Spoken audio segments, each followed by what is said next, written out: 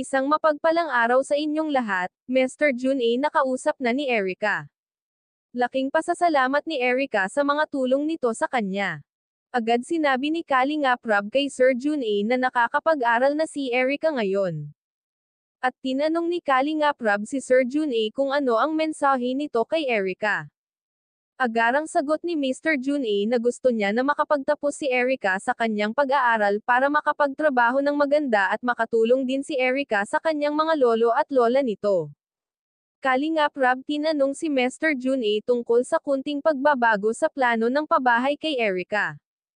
At nabanggit pa nito tungkol sa lupa na tatayuan ng pabahay ni Erica. Sinabi naman ni Mr. Jun A. kay Kalingap Rob na walang problema dito kung may babaguhin sa plano ng pabahay na gagawin.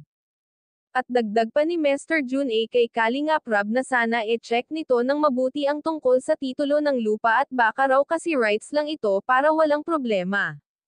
Bago pa simulan ang pabahay para kay Erica para di raw masayang at dagdag pa niya dito wala naman problema sa kanya okay lang daw kung ano yung napag-usapan nila ni Kalingap Rob basta sagot ni Mr. Jun A. ang kalahati na gastos ng pabahay para kay Erica.